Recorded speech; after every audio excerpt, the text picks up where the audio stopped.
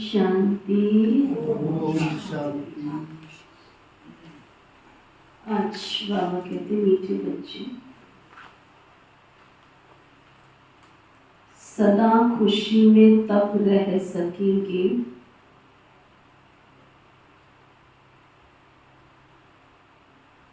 कब?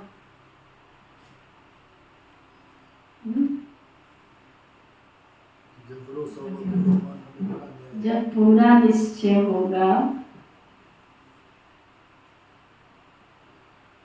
कि हम भगवान वाच ही सुनते हैं। जो कुछ हमें सुनाया जा रहा है या जो हम सुन रहे हैं वो सब क्या है? भगवान वाच।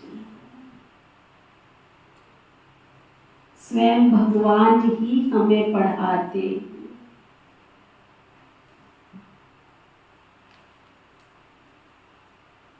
फिर बाबा पूछ रहे रामानुसार इस समय सभी प्लान क्या बनाते हैं और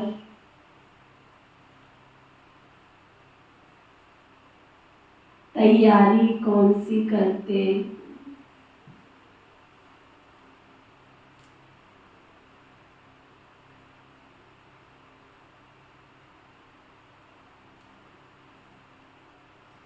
बाबा कहते इस समय सभी प्लान बनाते हैं इतने साल में इतना अनाज पैदा करेंगे,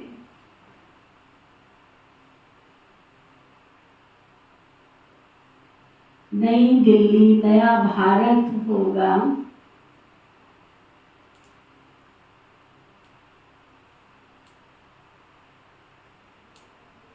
लेकिन तैयारियां तो मौत की करते रहते।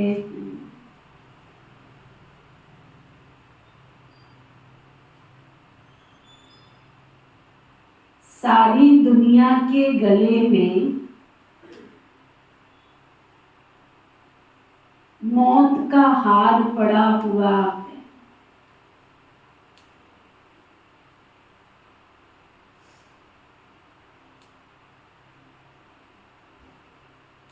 कहावत है ना, नर चाहत कुछ और है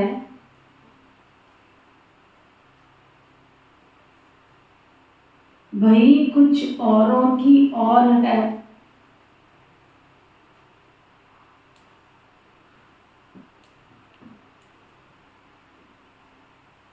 बाप का प्लान अपना है,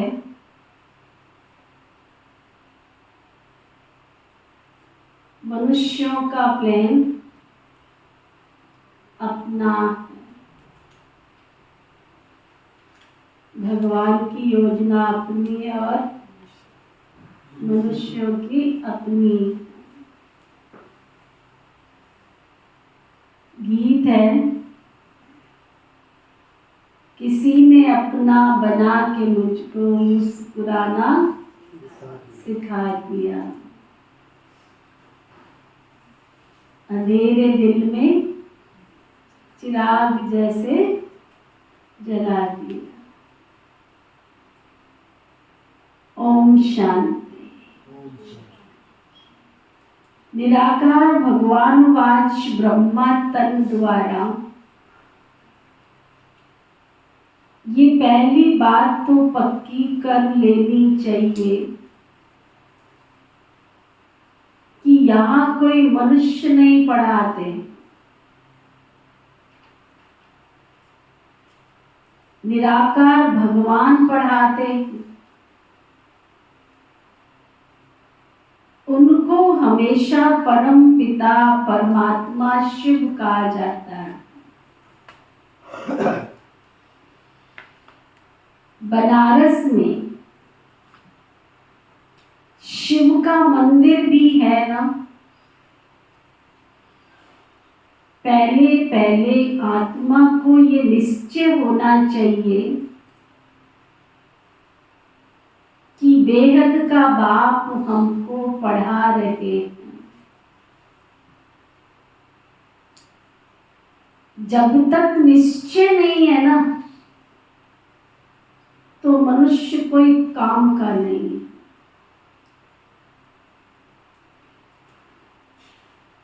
कौड़ी तुल्य है। कौड़ी है जब भगवान के काम में नहीं आ रहा। बिना निश्चय के भगवान के कारोबार में आपको, बिना निश्चय के धारणा नहीं होगी। धारणा नहीं होगी तो भगवान यूज कैसे करेगा? जब यूज नहीं करेगा तो भगवान के तो काम के नहीं, काम के लिए तो कौड़ी तुल्य है।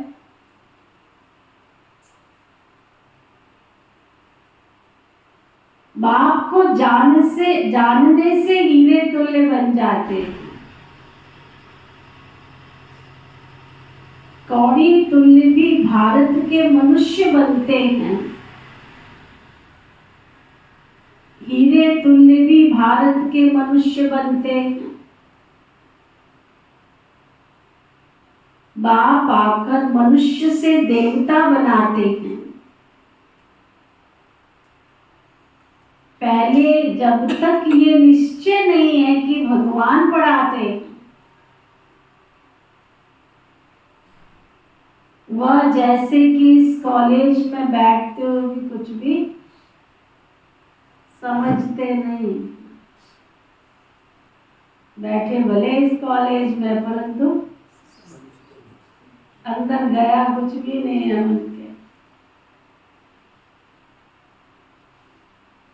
वह खुशी का पारा उनके अंदर चढ़ता ही नहीं। वह है हमारा मोस्ट बेलवड बाप। वो है हमारा मोस्ट बेलवड बाप, जिसको भक्ति मार्ग में दुख के समय पुकारते थे, हे परमात्मा रहम करो। यह आत्मा कहती है। मनुष्य तो समझते नहीं है कि लौकिक बाप होते हुए भी हम कौन से बाप को याद करते हैं।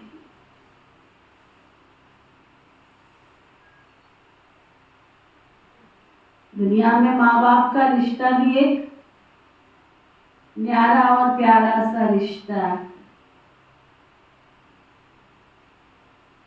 परंतु समझते नहीं है कि इस रिश्ते के साथ भी दूसरा पारलौकिक बाप के साथ भी संबंध निभाते, याद करते। आत्मा मुख के द्वारा कहती है,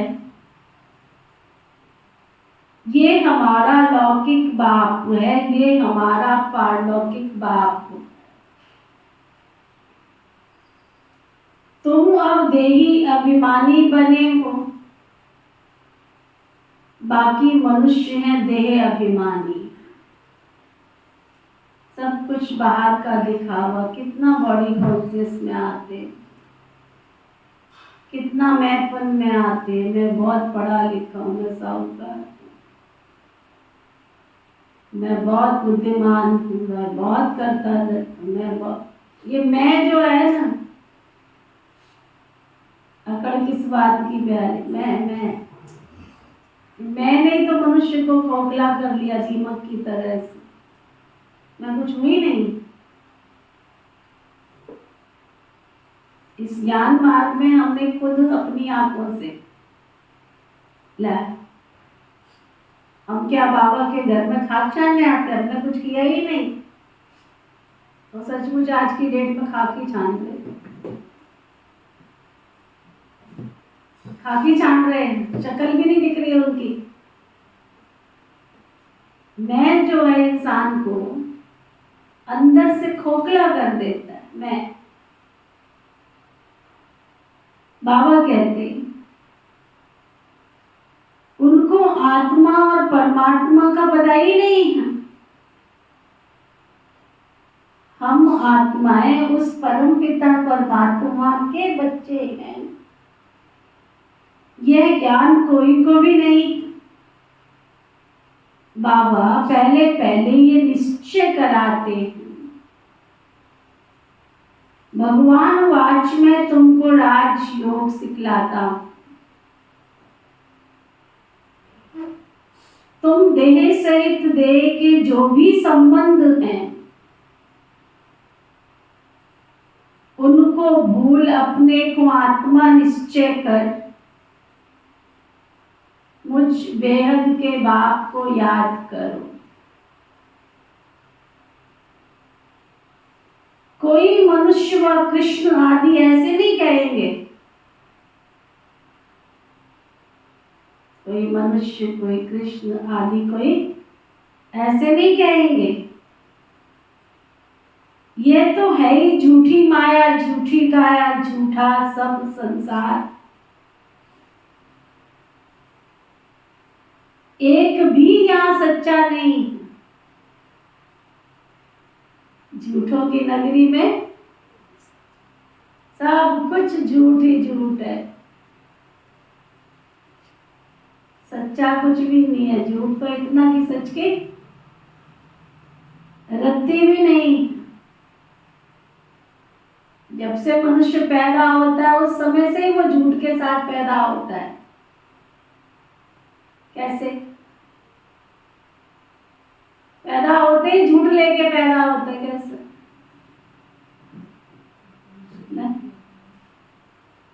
जैसे ही पैदा होता है समझने लगता मैं ही हूं।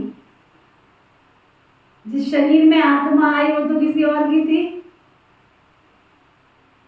लेकिन समझता क्या है? मैं हूं। इसलिए आते ही बोलता हूँ वहां की वहां रही। उससे कोई वास्ता नहीं है। काल कोठरी में बैठ के वायदे करता रहा, मैं बाहर आऊंगा तो ऐसे करूंगा, ऐसे करूंगा, इस अंधेरी कोठरी से मुझे निकालो बाहर। और बाहर आते ही हूँ वहीं की वहीं रही। वहीं से झूठ शुरू हो जाता है। समझता है मैं ही तो सब कुछ हूँ। आते ही वर्षे का मालिक बन जाता है। कोई लिखावड़ी करी है? लिखावड़ी की है? पैदा होने के बाद माँ बाप को कुछ हो जाए तो सारी प्रॉपर्टी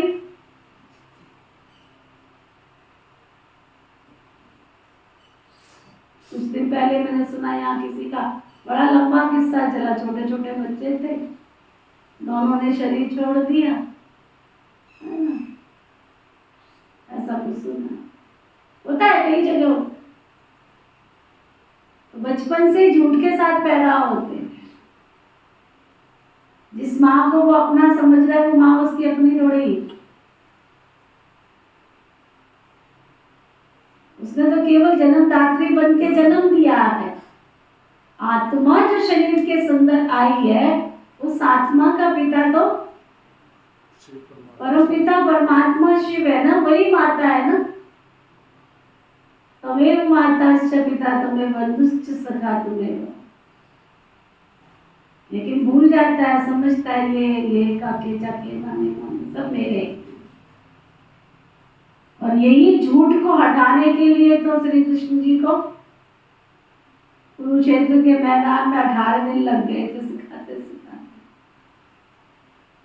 एक नहीं, दो नहीं, पूरे 18 दिन लग गए उनको कि जिनको तू सामने देख रहा है ये सब नश्वर है, मरे पड़े, ये कल भी तेरे नहीं थे और आज भी तेरे नहीं है। इसमें से कोई तेरे पूर्व जन्म में कोई चाचे थे, कोई काके थे, कोई मामे थे, कोई कभी तेरा पुत्र भया, कोई तेरा पिता भया। ये रिश्ते बदलते रहते हैं जन्म बाई जन्म। इसलिए बाबा कहते हैं ये झूठी माया, झूठी काया, झूठा सब संसार, एक भी सच्चा नहीं है यहाँ। सच खंड में फिर झूठ भी नहीं होता। ऐसी दुनिया में जहाँ बाबा ले जाते वहां पर फिर झूठ बिल्कुल नहीं होता। ये लक्ष्मी नारायण सच खंड के मालिक थे ना, पूज्य थे, अभी तो भारतवासी धर्म भ्रष्ट, कर्म भ्रष्ट बन पड़े। इसलिए नाम ही है भ्रष्टाचारी भारत। श्रेष्ठाचारी भारत सतयुग में होता है, वहां तो सब मुस्कुराते रहते हैं। इसलिए देवी देवताओं की मूर्ति खरीदने जाओ, फोटो खरीदने जाओ तो क्या क्या ढूंढते हो उसमें,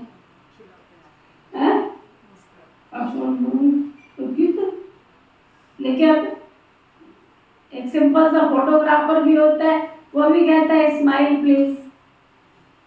फोटो तब खींचता है जब तुम थोड़ा मुस्कुराओ। वहां कोई बीमार और रोगी भी नहीं होते। मैं बीमार हूं, मैं बीमार हूं, मैं बीमार हूं, कल को मुझे क्या होता मालूम नहीं, लेकिन अब तक मुझे कोई ये कहता है ना मैं बीमार हूं, मुझे बहुत इरिटेशन होती है, बहुत इरिटेट होती हूँ। बीमार है तो तू रेस्ट कर ले, लेकिन बोल मत मुझसे कि मैं बीमार हूं। कर्म भूमि पर आ जाए तो चैतन्य होके काम कर, लुढ़क के काम नहीं करना है। 2 घंटे 4 घंटे रेस्ट चाहिए ना बॉडी को, रेस्ट दे दे, लेकिन लुढ़क के रोते रोते काम नहीं करो मेरे सामने, हंसते हुए काम करो, मुझे पसंद नहीं आता ना। मैं ऐसे रोते रोते काम कर सकती हूँ। कष्ट शरीर को और आत्मा को लेके क्यों घूम रहे हो? बीमारी शरीर को लगी, आत्मा को लेके बैठ जाते हैं। अरे भाई, आत्मा को तो तंदुरुस्त रखो।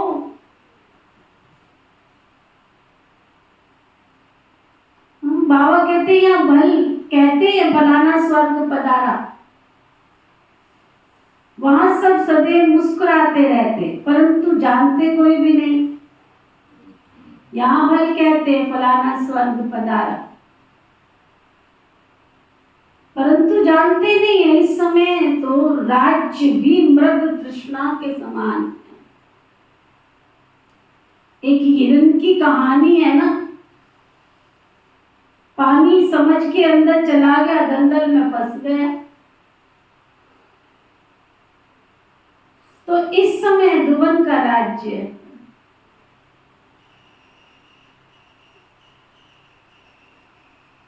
जितना श्रृंगार करते हैं उतना ही नीचे गिरते चले जाते हैं।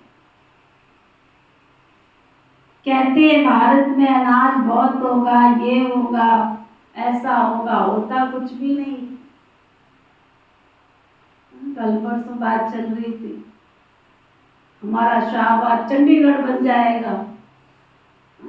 अरे तुम शाहबाद को चंडीगढ़ के शाहबाद ही बना दो, यही बहुत है। कम से कम उस शहर में कोई घुसे तो उसको ऋषियों की भूमि की महक तो आना शुरू हो जाए। चारों तरफ तपस्वी जैसी सूरत बना दो इसकी, चंडीगढ़ मत बनाना। जो सीट पे आता है चंडीगढ़ बना देंगे, चंडीगढ़ बना देंगे। मेरे को भी 30 साल हो गए सुनते सुनते। वही गलियों के खड्डे बड़े हैं, पहले से कम नहीं हुए। कितना दिक्कत होती है हमारे भाई बहनों को सड़क पे आने में। कभी किसी का समाचार मिलता है वो गिर गया, किसी का समाचार मिलता है वो गिर गया। पहले तो हमारे भाई बहन नहीं गिरते थे सड़क पे, जहां देखो वहां खड्डे, जहां देखो वहां खड्डे।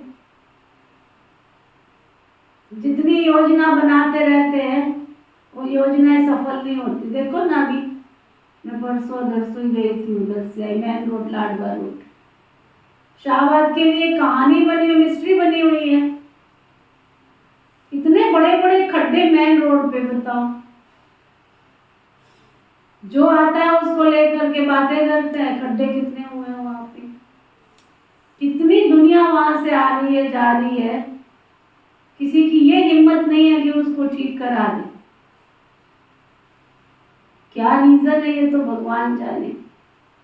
परंतु मेन रोड पर इतने खड्डे, शहर में एंट्री कैसे हो रही है? आप ये तो देखो, घर की बड़ी बड़ी कोठियों के आगे तुमने सुंदर सुंदर बोर्ड लगा लिए, सुंदर फुलवारियां लगा ली, वो क्या करेंगी? मेन एंट्री तो देखो ना, कितने खड्डे। शर्म आती है वहां से किसी को भी कहना कि इस रोड से आओ। उनसे कहो अनाज मंडी की रोड से आ जाओ, उसमें खड्डे, उधर जाओ तो खड्डे, उधर जाओ तो खड्डे। सारा दुनिया में देखो ना हाल, क्या नई दुनिया बनेगी ये। इस पुरानी दुनिया को तो नया केवल एक बेहद का बाप ही बना सकते हैं। इसको कहा जाता है नर चाहवत कुछ और है और होवत कुछ और है। बाप कहते हैं ये कोई राज्य थोड़े ही है। राज्य तो उनको कहा जाए जहाँ किंग और क्वीन हो। ऐसी कुर्सी थोड़े वो उसकी टांग खींच रहा है, वो उसकी टांग खींच रहा है। इसको कोई राजाओं का राज्य थोड़े ही कहा जाता है। ये तो प्रजा का प्रजा पर राज्य है, इररिलीजियस अनराइटियस राज्य है। भारत में तो आदि सनातन देवी देवताओं का राज्य था। अभी तो कितने धर्म भ्रष्ट कर्म भ्रष्ट बन गए। ऐसा कोई देश नहीं है जो अपने धर्म को नहीं जानते। कहा जाता है रिलीजन इज माइट। देवताओं का तो सारे विश्व पर राज्य था, अभी तो बिल्कुल कंगाल बन गए। कितनी बाहर से मदद ले रहे। उनको है बाहुबल की मदद, तुमको तो है योग बल की मदद। तुम बच्चे जानते हो मोस्ट बेलोवेड बाप है जिससे हमको 21 जन्म के लिए सदा सुख का वर्षा मिलता। वहां कभी भी दुख नहीं होगा, रोने की तो कोई बात ही नहीं होगी, और कभी अकाले मृत्यु भी नहीं होगी। ना तो आजकल के माफिक इकट्ठे 4-5 बच्चे पैदा करेंगे। एक तरफ देखो खाने के लिए नहीं है, कहते हैं वर्थ कंट्रोल करो। न चाहत कुछ और है, होवत कुछ और है। समझते हैं न्यू दिल्ली नया राज्य है, परंतु है तो कुछ भी नहीं। मौत सबके गले में पड़ा हुआ, खड़ा नहीं है बल्कि गले में ही पड़ा है। कब कौन सी अनहोनी हो जाएगी, कब कौन सी घटना हो जाएगी, कब क्या हो जाए, कुछ मालूम नहीं। अनसर्टेन। मौत की पूरी तैयारी कर रहे। बरोबर 5000 वर्ष पहले मुआफिक ये वही महाभारत लड़ाई है। बाबा कहते ये कोई राज्य थोड़े ही है, तो मृग तृष्णा के समान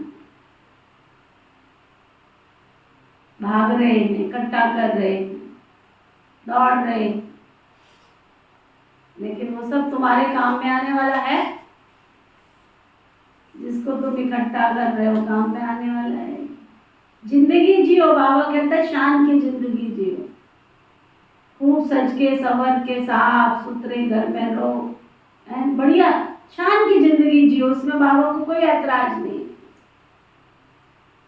लेकिन केवल सुबह से लेकर शाम तक न खाने का ठिकाना है, न पीने का ठिकाना, बस जोड़े जा रहे, जोड़े जा रहे, जोड़े जा रहे, भागे जा रहे, भागे जा रहे। कहाँ भाग रहे हो ये बताइए, किसके लिए भाग रहे हो? कोई बैठ के अपने आप से एकांत में पूछो किसके लिए भाग रहे हो? तुम्हारे पास नहीं होगा तो भी तुम्हारा घर परिवार चलेगा, है तो भी तुमको कोई शाबाशी देने के लिए आने वाला नहीं। इसका मतलब ये नहीं है कि कमाना कमाओ। बैलेंस इज लाइफ, संतुलन ही जीवन। सब कुछ संतुलित रीति से करो। पहले ना नींद कर रहे हैं, ना भोजन ढंग से खा रहे हैं, बस अभी तो जवानी का जोश है, कमा लो कमा लो कमा लो कमा लो, कमा के अभी सचमुच मैंने अपनी आंखों से देखा है ये सीन। जैसे ही लोगों की रिटायरमेंट होती है ना, दूसरे दिन ही वो बिस्तर पे पड़ जाते हैं। प्रैक्टिकल देखा मैंने। उनके घुटने भी चलना बंद हो जाते हैं, उनकी कमर भी दुखना शुरू हो जाती है, भोजन भी डाइजेस्ट होना बंद हो जाता है। पता नहीं, इसलिए चलती का नाम दुनिया में क्या कहते हैं? गाड़ी है। चलती का नाम गाड़ी है। गाड़ी को चलाओ, इसको रख दोगे तो जंग लग जाएगी। कई भाई बहन कहते नहीं बहन जी हमारे तो, मैं कहा तुम जिस दिन बैठ जाओगे ना कोई तुमको उठाने वाला नहीं है, इसलिए बैठना मत। चाहे धीरे धीरे पैसेंजर गाड़ी बन जाए शताब्दी से। जब शताब्दी के डिब्बे पुराने हो जाते हैं तो किसमें लगाते हैं? सारे पैसेंजर में जाते है ना। प्रैक्टिकल कई बार जब पैसेंजर ट्रेन में बैठते थोड़ा अच्छा सा डिब्बा दिखता है, खुश होते हैं यार थोड़ा अच्छा सा डिब्बा मिल गया, लेकिन वो है किसका? किसी शताब्दी का, किसी राजधानी का होगा, पुराना हो गया बेचारा, उसको कहाँ जगह मिली? पैसेंजर। लेकिन चल तो रहा है ना, तो चलती का नाम गाड़ी है, इसलिए बिठाओ नहीं, चलते रहो चलते रहो चलते रहो, कुछ ना कुछ करते रहो।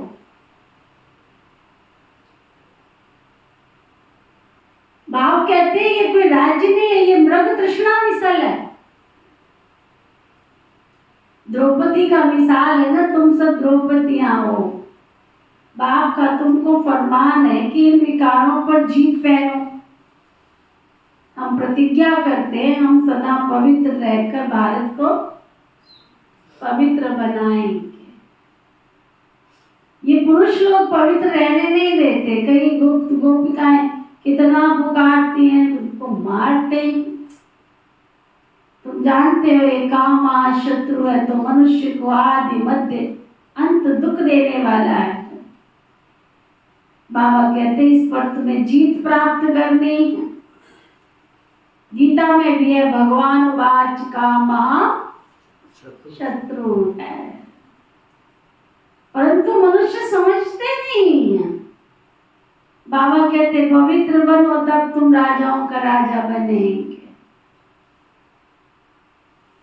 अब बताओ राजा का राजा बनना है या तुम्हें पतित बनना है? बोलो क्या बनना है, फैसला करो। क्या क्या बनना है? कौन कौन बनेंगे राजाओं के राजा? फैसला करो। हाँ? ये एक अंतिम जन्म बाबा कहते मेरे खातिर ही सही पवित्र बनो। अब पवित्र दुनिया का विनाश, पवित्र दुनिया की स्थापना हो जाएगी। आधा कल्प तुमने विष पीते पीते इतना दुख देखा, तुम एक जन्म ये नहीं छोड़ सकते हो क्या? अब पुरानी दुनिया का विनाश और नई दुनिया की स्थापना हो रही है। इसमें जो पवित्र बनेंगे बनाएंगे वही तो ऊंच पद पाएंगे। ये राजयोग है। तुम कहते हो हम ब्रह्मा कुमार कुमारियां हैं, तो बरोबर प्रजापिता ब्रह्मा की संतान भी तो ब्रह्मा शिव बाबा का बच्चा है, तुमको वर्षा देने वाला शिव है। इन इनकॉर्पोरियल गॉड फादरली यूनिवर्सिटी, बाबा कहते हैं ये तुम्हारी क्या है, इनकॉर्पोरियल गॉड फादरली यूनिवर्सिटी है ये तुम्हारी। वह स्वर्ग स्थापन करने वाला, वर्षा देने वाला शिव है। वही गॉड फादर विलिसफुल नॉलेजफुल बाप बैठ करके पढ़ाते। परंतु जब देह अभिमान निकले तब तो ज्ञान बुद्धि में बैठे, परंतु देह अभिमान बुद्धि से निकले तब तो ज्ञान अंदर बैठे। तकदीर में नहीं है तो फिर धारणा भी नहीं होती, चक्कर काटते हुए पूजा करते, माथा टेकते, सब पैसे गवा दिए। इधर मत्था टेको, उधर मत्था टेको, यूज क्या है, यूज क्या है? वही विकारी लोग हैं, विकारी लोग खा रहे, विकारी लोग। कलयुग के अंत में सात्विकता भी तो नहीं है ना। पहले पुजारियों को देते हुए मन खुश होता था, क्योंकि जो पुजारी होते थे वो ब्रह्मचारी होते थे, शादी थोड़े ही करते थे। मूर्तियों को टच करने का, नहलाने का, धुलाने का, उनको फिर से श्रृंगार करने का अधिकार केवल पवित्र आत्माओं को होता था। आजकल तो कुछ भी अन्न अशुद्ध है तो भी हाथ लगा रहे, कैंडल सेरेमनी करवा रहे, किससे? देवियों का अखंड जोत जलवा रहे, किससे? सिंपल कर रहे अलग बात है, लेकिन मूर्ति को टच करना, मूर्ति को टच करना पवित्र आत्माओं को शोभा नहीं देता है। ऐसा हमारी भारतीय संस्कृति में था। कोई भी मंदिर के बाहर तक सब कुछ कर सकते, मंदिर के अंदर जहाँ मूर्ति है, मूर्ति के स्थान पर जो पुजारी बैठा है उसको ब्रह्मचर्य में रहना अनिवार्य था। पवित्रता, अन्न की शुद्धि, धन की शुद्धि, कर्म की शुद्धि, वाणी की शुद्धि। आजकल तो सब खाते पीते मौज करो, खाओ पियो ऐश करो। बाबा कहते इस पुरानी दुनिया का विनाश और नई दुनिया की स्थापना हो रही है। इसमें जो पवित्र बनेंगे, बनाएंगे, वही तो उच्च पद पाएंगे। ये राजयोग है। तुम कहते हो ब्रह्मा कुमार कुमारियां हैं, तो बरोबर प्रजापिता ब्रह्मा की संतान भी। ब्रह्मा शिव बाबा का बच्चा है, तुमको वर्षा देने वाला शिव बाबा है। कोई भी तुमको वर्षा मिलने वाला है, कौन देने वाला है? शिव बाबा। वही गॉड फादर विलिसफुल नॉलेजफुल बाप बैठ बच्चों को पढ़ाते, परंतु जब तक देह अभिमान निकले तब तक बुद्धि में बैठे ना। देह अभिमान निकलने बिगर ये ज्ञान बुद्धि में बैठ नहीं सकता। तकदीर में नहीं है तो फिर धारणा भी नहीं होती। बरोबर जगत पिता के तुम बच्चे हो ना, ब्रह्मा कुमार कुमारियां, तुम राजयोग सीख रहे हो। तुम्हारा ही यादगार खड़ा है सामने, कितना अच्छा मंदिर है। उनका अर्थ तुम बच्चों के सिवाय कोई भी नहीं जानते। दिलवाड़ा मंदिर है ना, बाबा कहते जानते ही नहीं ऊपर स्वर्ग, छत पे थोड़ा ही स्वर्ग है। पूजा करते, माथा टेकते, सब पैसे गवा दिए, बिल्कुल ही कौड़ी तुल्य बन गए। खाने के लिए अन्न नहीं है। अब कहते हैं बच्चे कम पैदा करो। ये कोई मनुष्य की ताकत नहीं है जो कह सके कि कामा शत्रु। ये तो जितना कहेंगे कम पैदा करो उतने जास्ती पैदा करेंगे। इस कलयुग की दुनिया में किसी की ताकत चल नहीं सकती। तुम बच्चों को पहले पहले ये बात सबको समझानी है कि ये गॉड फादरली यूनिवर्सिटी, मुझे तो हैरानी होती है कि 10-10 बजे तक नहाते नहीं, 10-10 बजे तक नहाते नहीं, नाश्ता भी कर लेते हैं। कैसे उस झूठे मुंह से नाश्ता कर लेते, जाता कैसे अंदर में, तो यही नहीं समझ आया आज। नहाते नहीं, 4 बजे उठ के पहले स्नान तो कर लो, पूजा पाठ नित्य नेम कर लो, दिनचर्या सही ढंग से शुरू से कर लो। जब तुम भगवान को याद करके ही दिन शुरू नहीं कर रहे हो तो सारा दिन कैसे अच्छा जाएगा, नहीं जा सकता। उस कंपेनियन को साथ तो रख लो। एक भाई को एक दिन मैंने फोन किया, भाई जी आ जाओ थोड़ा सा बातचीत कर लेते। 10 बज रहे, नहाया नहीं हुआ जी, ऐसे ही आ जाता हूँ।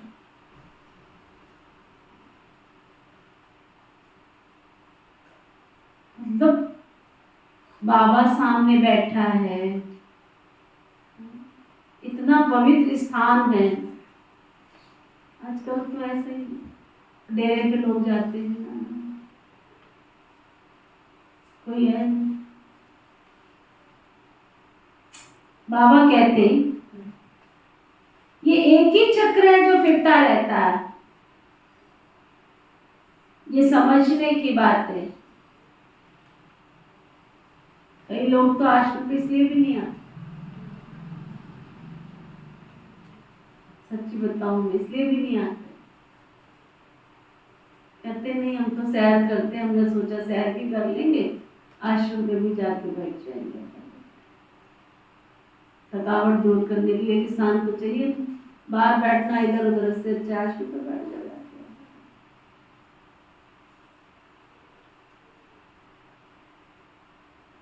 क्या है बाबा कहते बड़ी समझने की बात है। मित्र संबंधियों आदि को भी ये रूहानी यात्रा का राज समझाना। जिस्मानी यात्रा तो जन्म जन्मांतर की है, ये रूहानी यात्रा तो एक कल्प में एक ही बार होती। सबको वापस जाना है, कोई भी पतित यहाँ रहने वाला नहीं। अभी कयामत का समय है। इतने जो करोड़ों मनुष्य, ये सब सतयुग में तो नहीं होंगे ना, वहां तो बहुत थोड़े होंगे। बाबा रोज पक्का कराता है, इतनी साफ स्वच्छ निर्मल दुनिया होगी, सुंदर।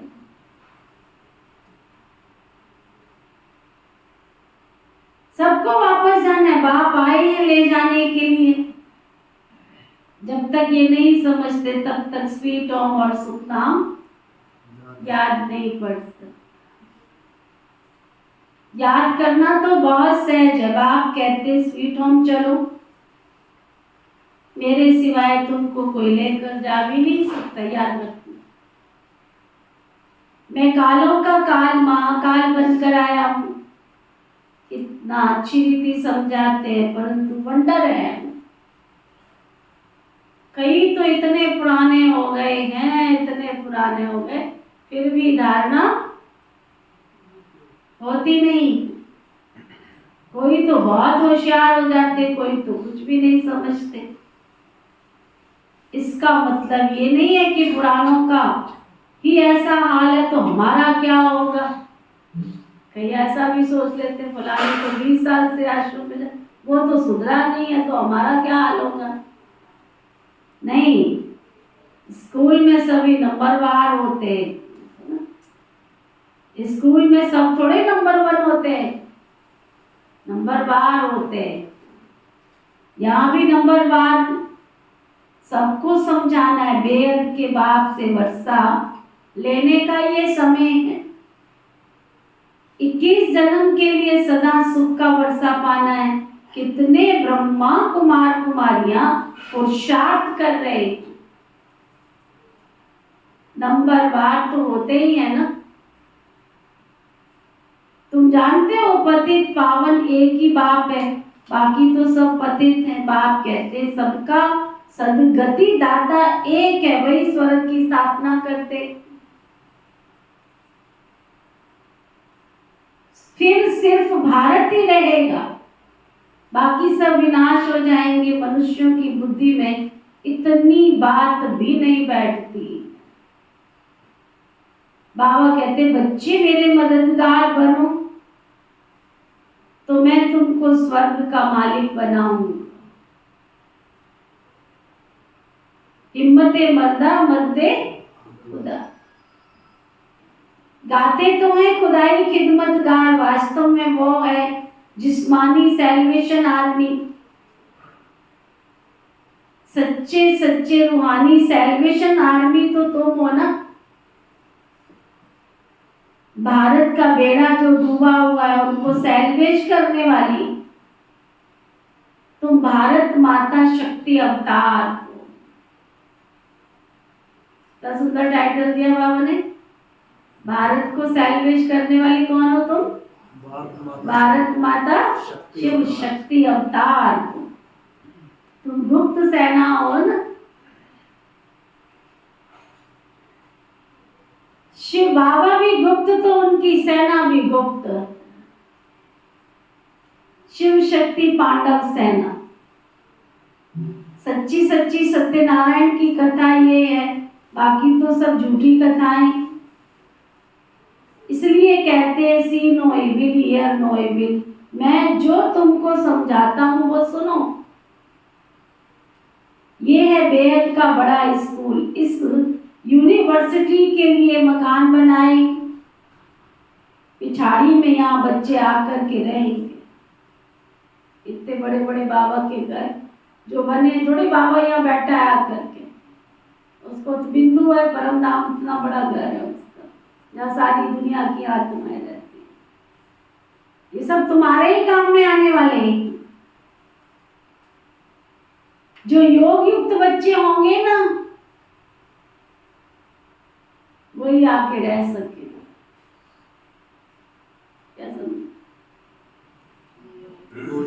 योग युक्त होंगे वही आकर रह सकेंगे। इन आंखों से विनाश देखेंगे, जो स्थापना और विनाश का साक्षात्कार भी तुम अभी दिव्य दृष्टि से देखते हो। फिर तुम इन आंखों से देखेंगे, इसमें बड़ी विशाल बुद्धि चाहिए। जितना बाबा को याद करेंगे मुझे, तुम्हारा उतना बुद्धि का ताला खुलेगा। मगर विकार में गए तो ये ऐसा ताला है कि इसको बंद नहीं करना पड़ता, फिर ये बंद हो जाए। स्कूल छोड़ दिया फिर तो बुद्धि भी एकदम करता हूं। पतित बना फिर ज्ञान की धारणा हो ना सके।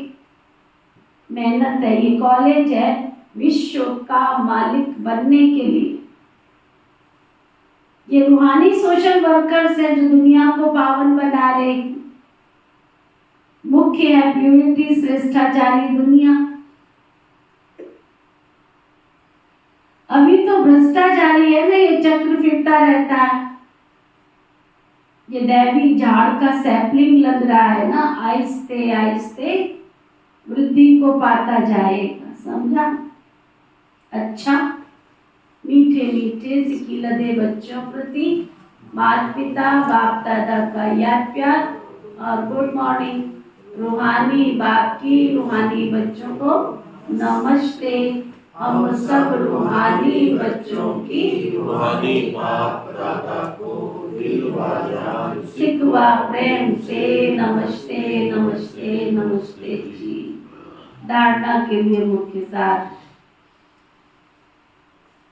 सच्चे सच्चे रूहानी सैल्वेशन आर्मी बन।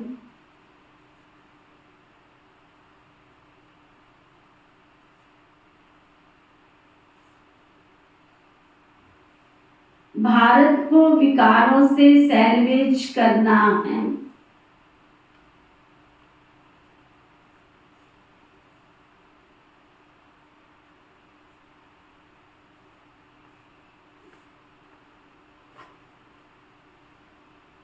बाप का मददगार बन।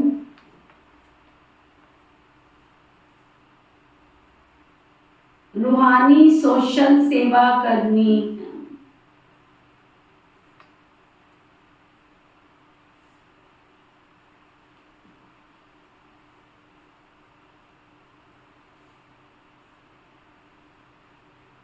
क्या सच्चे सच्चे रूहानी सैल्वेशन आर्मी बन भारत को विकारों से सैल्वेज करना है। बाप का मददगार बन रूहानी सोशल सेवा करनी है।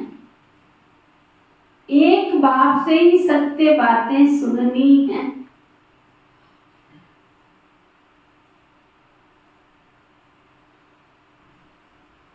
Hear no evil, see no evil, talk no evil। इन आंखों से पिछाड़ी के सीन देखने के लिए योग युक्त बनना। वरदान सतगुरु प्यारे बाबा का वरदान। अपसेट होने की बजाय हिसाब किताब को खुशी खुशी से चुकतू करने वाले निश्चिंत आत्मा भव। ये लास्ट जन्म है ही हिसाब किताब चुकतू करने वाले। कलयुग के संबंध कोई सुख देने वाले थोड़े ही। शास्त्रों में साफ लिखा है बिच्छू डंडा नाग बला। कोई नाग की तरह डसते रहते, कोई बिच्छू की तरह डंक मारते रहते, कोई टिड्डी की तरह से सारे सुख को ही खत्म कर देते हैं घर में। तो इसलिए बाबा क्या कहते हैं, हिसाब किताब चुकतू करने वाले निश्चिंत आत्मा। गीता का 18वें अध्याय, जो होगा वो भी अच्छा, जो हो रहा है वो भी अच्छा, और जो होगा अच्छा ही होगा। इतना पक्का निश्चय कर लो ना, तो दुख नहीं हो सकता। जो होगा अच्छा है। ठीक है, जो तुम्हारे साथ कोई कर रहा है कर। बहुत अभ्यास करना पड़ता है, तपस्या करनी पड़ती है, बोलना सहज है प्रैक्टिकल में, लेकिन जिस दिन ये पाठ पक्का हो जाता है ना, उस दिन सुकून की सांस बहुत अच्छी आती है। जो हुआ अच्छा, ठीक, बढ़िया ही तो है। और सचमुच अनुभव कहता है कि जो पल निकलता है ना, अगला पल आता है ना, उससे अच्छा बेहतर बन के आता है। उस समय हमें जरूर लगता है, लेकिन बाबा की एक अव्यक्त मुरली चली थी बच्चे, क्या किसी भी नुकसान जैसी परिस्थिति में भी नुकसान मत देखना, अकल्याण जैसी परिस्थिति में भी अकल्याण मत देखना, कल्याण देखना। उसमें जरूर कुछ ना कुछ कल्याण समाया हुआ। क्यों समाया हुआ होगा? बाबा ने लॉजिक भी सामने दिया। समय कल्याणकारी, पुरुषोत्तम संगम युग कल्याणकारी युग चल रहा है। शिव बाबा स्वयं कल्याणकारी सृष्टि पर आए, और हम बच्चे मास्टर कल्याणकारी है, तो कल्याण कैसे होगा? नहीं हो सकता। इसलिए जो होगा वो भी अच्छा, जो हो रहा है वो भी अच्छा, जो होगा उससे भी अच्छा। तो बाबा ने क्या वरदान दिया? अपसेट होने की बजाय हिसाब किताब को खुशी खुशी से चुकतू करने वाले निश्चिंत आत्मा भव। यदि कभी कोई बात कहता है तो उसमें फौरन अपसेट नहीं हो जाओ, पहले स्पष्ट करो, वेरीफाई कराओ कि किस भाव से कहा गया है।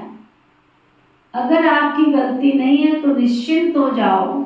ये बात स्मृति में रहे कि ब्राह्मण आत्माओं के द्वारा यहाँ ही सब कुछ हिसाब किताब हमारे क्या खबर पल रहे, चित्त हो रहे। धर्म राजपुरी से बचने के लिए ब्राह्मण कहाँ ना कहाँ निमित्त बनी जाते, इसलिए घबराओ नहीं, खुशी खुशी से चुप्पू करो, इसमें बहुत तुम्हारी तरक्की होनी है। स्लोगन, बाबा ही हमारा संसार है।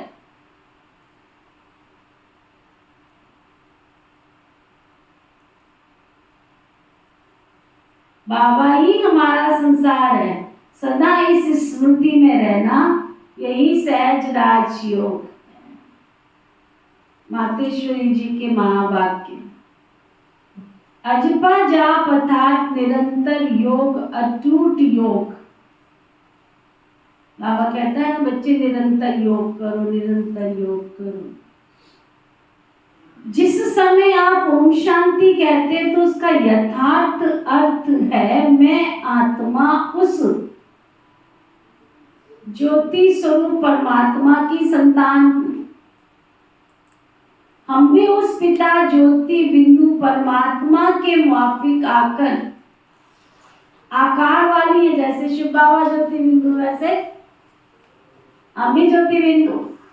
बाकी हम शालिग्राम बच्चे, तो हमें ज्योति स्वरूप परमात्मा के साथ योग रखना, उससे ही योग रखकर लाइट माइट का वर्षा लेना है। तभी तो गीता में स्वयं भगवान के महावाक्य हैं, मन मनाभव, मुझ ज्योति स्वरूप पिता की याद में स्थिर हो जाओ, पिता के समान बन जाओ। कहते हैं बन जाओ, लेकिन बाबा कहते हैं अजपा जाप माना कोई मंत्र जपने के सिवाय नेचुरल परमात्मा की याद में रहना, इसको योग कहा जाता है ना। मैं आत्मा हूँ, शिव बाबा का बच्चा हूँ, मैं शांत स्वरूप हूँ, मैं प्रेम स्वरूप हूँ, मैं शक्ति स्वरूप हूँ, मैं आनंद स्वरूप हूँ, मैं आत्मा हूँ, मैं शरीर नहीं हूँ, मैं आत्मा हूँ। ये योग है, योग है।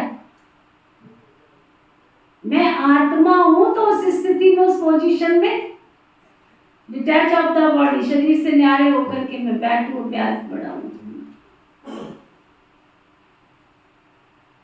बाबा कहते हैं तो योग का मतलब है योगेश्वर परमात्मा की याद में रहना। तो जो आत्माएं उस परमात्मा की याद में रहती है, उन्हों को योगी अथवा योगनिया कहा जाता है।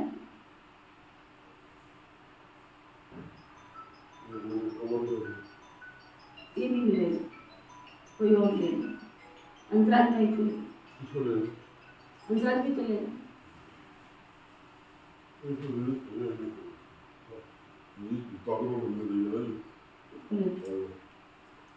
बाबा कहते हैं जब उस योग अर्थात याद में निरंतर रहें, तभी विकर्मों और पापों का बोझ नष्ट होगा और आत्माएं पवित्र बनेंगी, जिससे फिर भविष्य जन्म में देवताई प्रारब्ध मिलेगी। अब ये चाहिए नॉलेज, तभी योग पूरा लग सकता। तो अपने को आत्मा समझ परमात्मा की याद में रहना, ये सच्चा ज्ञान है। इस ज्ञान से योग लगता, समझा? अव्यक्त इशारा। आपके पास जो भी प्रॉपर्टी है, क्या आपके पास जो भी प्रॉपर्टी है, कौन सी? समय, संकल्प, श्वास, तन, मन, धन, सब सफल करो, हो ना? व्यर्थ नहीं गवाओ, ना आई वेल के लिए संभाल के रखो। समझ में आ रहा है? ज्ञान धन, शक्तियों का धन, गुणों का धन, हर समय मैंपन से न्यारे बनकर सफल करो। वो जमा होता चला जाएगा। सफल करना अर्थात जिसकी बुद्धि में आगे की लाइन होगी तो वो सफल कर सकता है। क्या सफल करना अर्थात अनाउंसमेंट हो जाए, फलाने ने जी दिए 101 जी, फटाफट जेब में से निकल आते। अनाउंसमेंट करने की देर है, फलाने जी 101 फटाफट निकल आते। क्या उसका ईश्वर स्वीकार करेगा?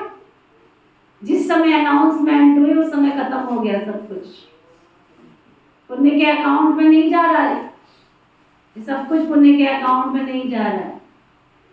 गुप्तदान महाकल्याण। क्या कह रहे हैं बाबा? ज्ञान धन, शक्तियों का धन, गुणों का धन हर समय मैंपन से न्यारे बन के सफल करो। मैंपन से मैं करता कौन, तो जमा होता जाएगा।